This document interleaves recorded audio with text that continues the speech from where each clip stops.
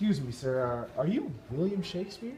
Oh, yes, I am. Oh, here we have the honored and exalted William Shakespeare here with us today. Oh, that's kind of. And how are you doing today, sir? I'm doing pretty well. We just wanted to ask you a few questions for our late night show. First, how do you feel about people accusing you of being illiterate? Well, I don't really know what they're talking about because I went to the King Edward VI school throughout my childhood, and we learned so much about Latin that I feel like it's just my first language now. Oh, very interesting, very interesting. What's that you were writing there? I'm just working on my name. Oh, really? Let's zoom in on that right there. Man, I mean, that's fantastic handwriting right there. I mean, I couldn't have done it any better myself. What is that? Well, it's my signature that I'm just going through, from all the letters I sign and all the writings I do. Oh, wow, that's fantastic. Well, our next question here today is, how can you explain your daughters being illiterate? Well, I just don't find it necessary for my daughters to know how to read and write if all they're going to do is make me sandwiches. That's a very interesting opinion, but of course, who am I to judge the great William Shakespeare? Okay, so our last question before we leave you to your beautiful handiwork is, a lot of people are saying that Edward de Vere is the real bard. How do you feel about that? I don't really know what to say about that because, to tell you the truth, Edward de Vere has just been around for the last couple years. I mean, haters gonna hate over my work. It's just the truth. I have the best writing out there in the world. I've written the most famous plays, Romeo and Juliet, to be the best tragedy.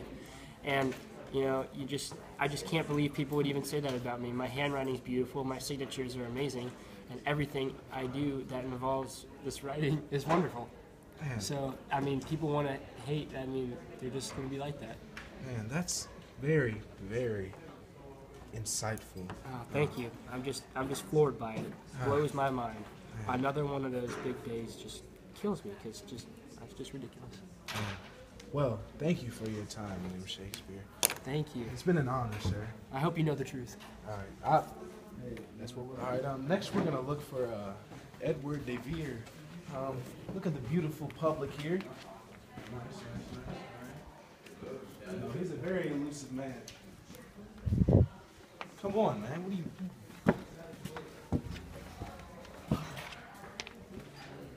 And look who we have here. Edward de Vere.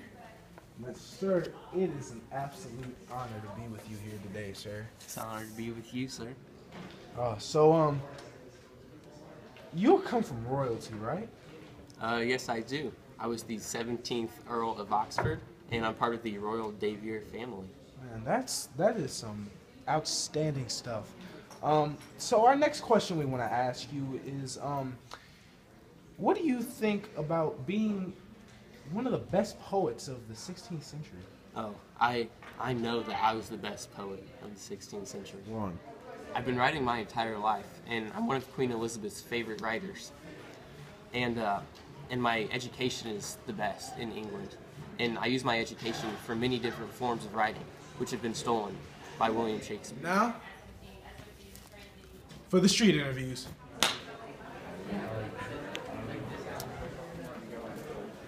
All right, I see some prospects over here. Let's go. No, I'm listening specifically to the Lord's.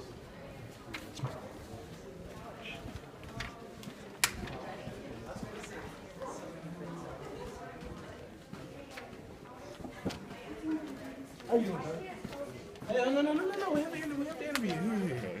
So, you know who Shakespeare is, right? Yeah, So, name one of his plays. I'm blanking right now, but there's Julius Caesar, I'm pretty sure.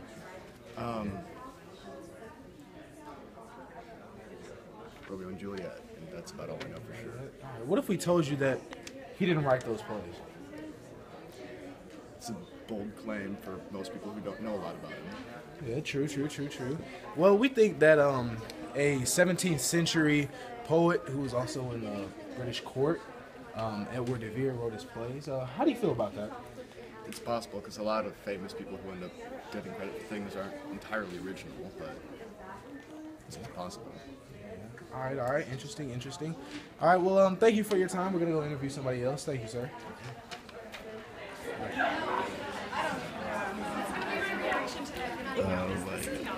Excuse me, can I stop you for an interview? Are you going to class? All right, never mind. Hey, don't be worried, man. Don't be worried. It'll be all right. Hey, you're going to be famous. You're going to be on the late night show, baby. All right, come here. what have you done? We just have a few questions for you, man. We just have a few questions, all right?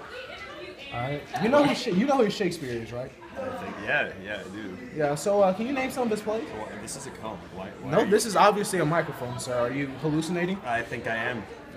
Sorry. What? Am I familiar with some of his plays? I mean, we read them in EP Lit. Can you name some of them?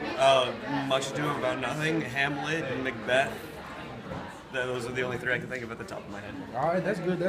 So what if we told you here at Jacob and Bryce Intercourt that he didn't write those plays?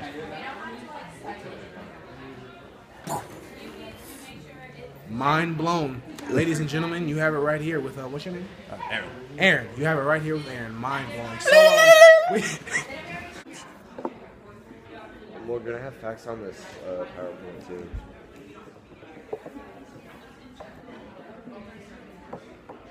The Late Night Show.